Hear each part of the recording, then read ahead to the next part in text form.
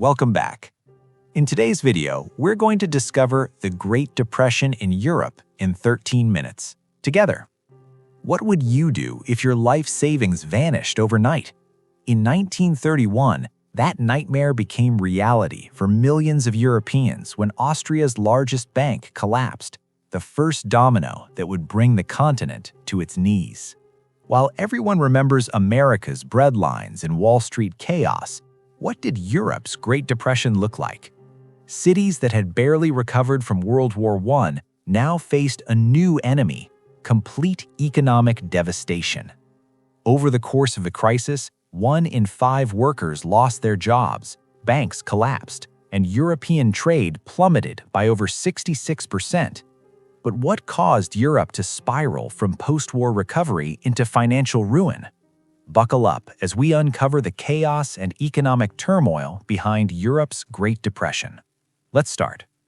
In the early 1920s, Europe was a continent rebuilding from the ashes of World War I, having to reconstruct factories, farms, and homes.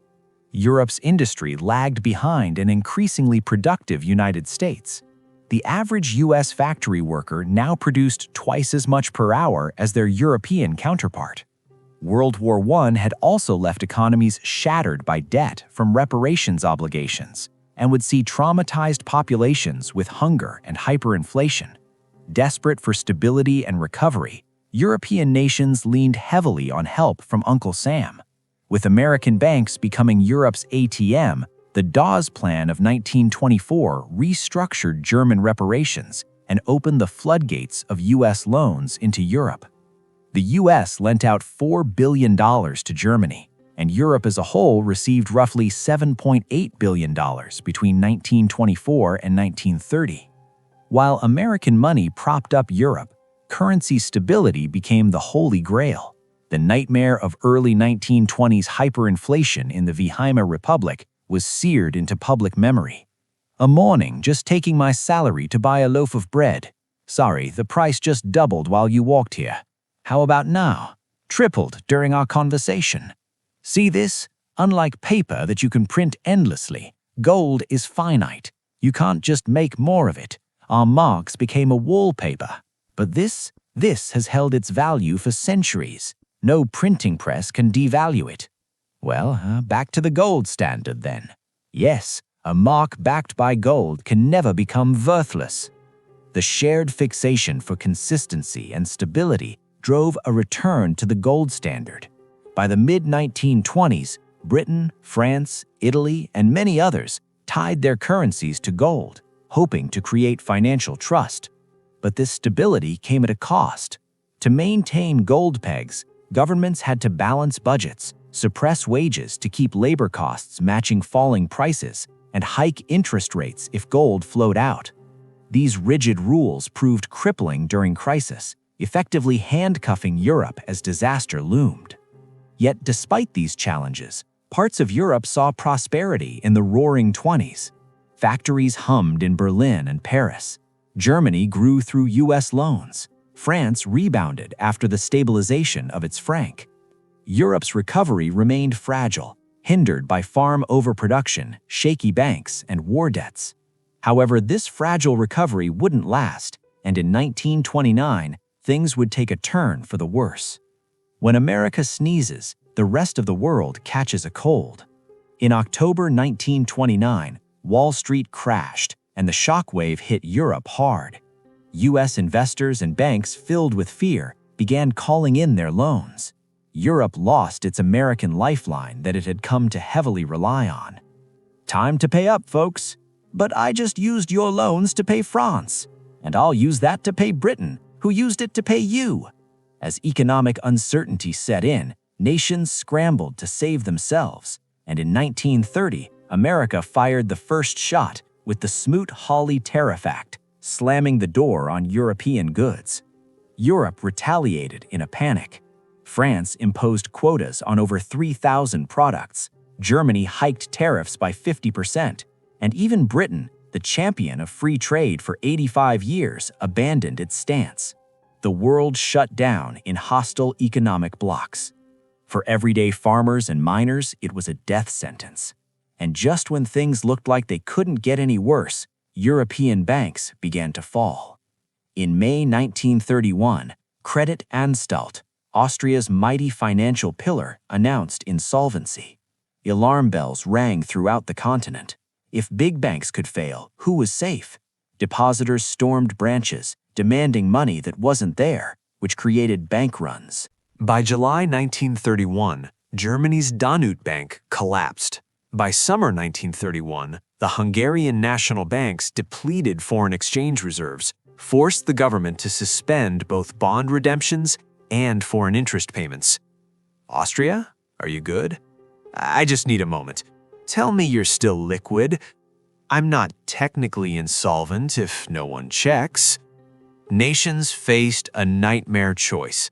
Stick to the gold standard, where the currency remained stable, but governments couldn't stimulate the economy during hard times and were required to raise interest rates, cut spending, and crush wages to defend the currency. Alternatively, they could abandon the gold standard for a floating currency, allowing the central bank to adjust interest rates in the money supply freely to stimulate the economy, but at the risk of excessive money printing and high inflation. Many countries, including Germany, chose to maintain the gold standard. At first, Germany's Chancellor, Heinrich Brüning, became the grim symbol of this era. He slashed unemployment benefits, raised taxes, and cut wages, all while 6 million Germans lost their jobs. His policies strangled the economy. Industrial output plunged 40%. People called him the Hunger Chancellor. Desperate citizens listened to new voices, communists promising revolution, Nazis avowing revenge.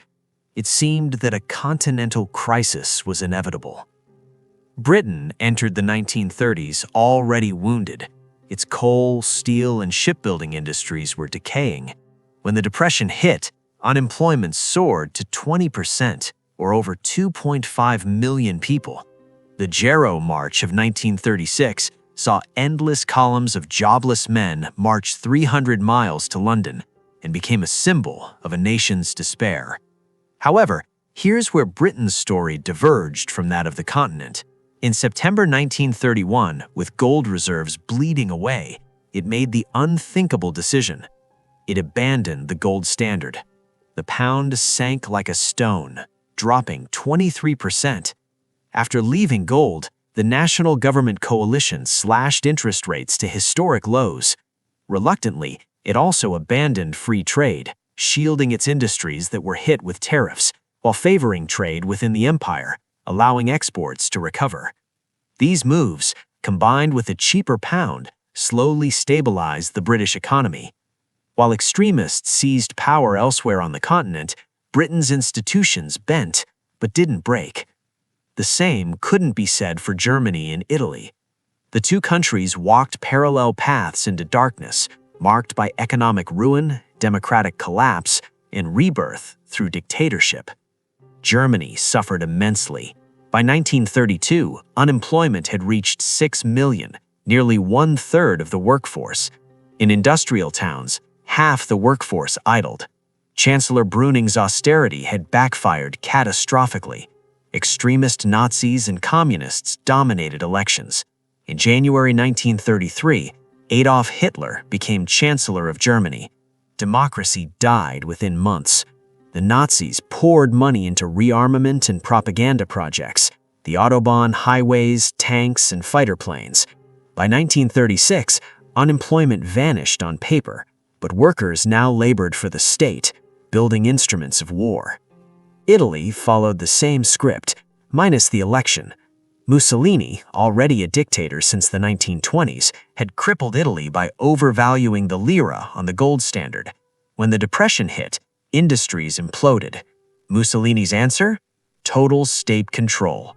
In 1933, he established the IRI, a government holding company that acquired failing banks and industries. Jobs came from conquest. The 1935 invasion of Ethiopia provided stimulus through arms factories and military recruitment. Both nations traded freedom and civil rights for a grim militarized recovery. Unlike the other nations, France recognized the Depression late and paid a heavy price for its complacency.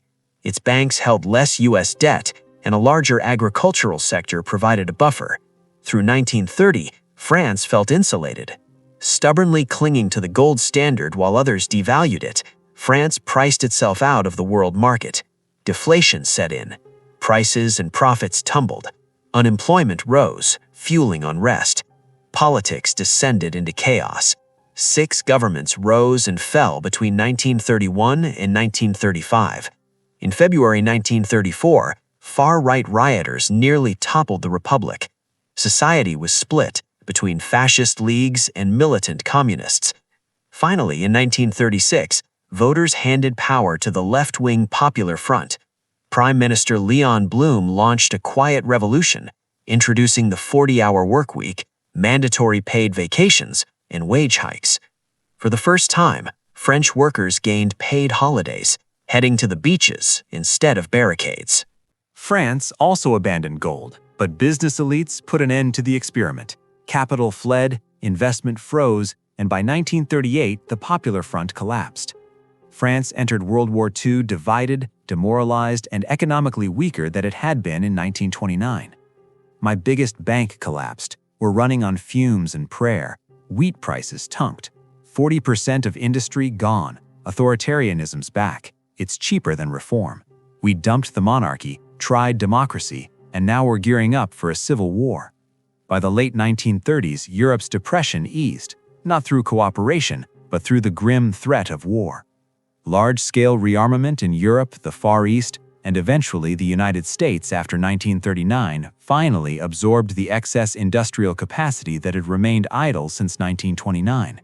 Unemployment fell, but the cost was a continent arming for annihilation.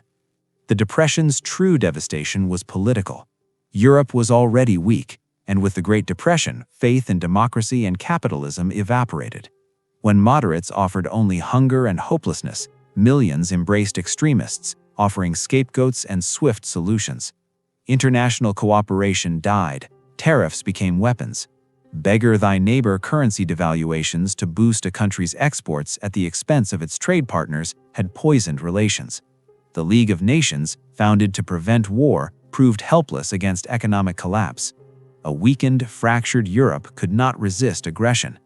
Britain and France, economically exhausted, appeased Hitler, partly because war seemed unaffordable.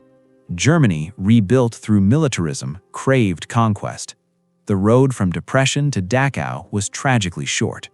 After 1945, the lessons were etched in blood. New institutions rose, the IMF to stabilize currencies, the World Bank to rebuild, and the European Economic Community, which later became the EU, to bring old foes together. The gold standard was buried. Keynesian economics, which utilized government spending to combat recessions, became the prevailing approach. The Great Depression was a harsh teacher that provided valuable lessons that we can learn from. Financial stability and international cooperation aren't boring bureaucratic ideas. They're what stand between us and the kind of collapse that ravaged an entire generation.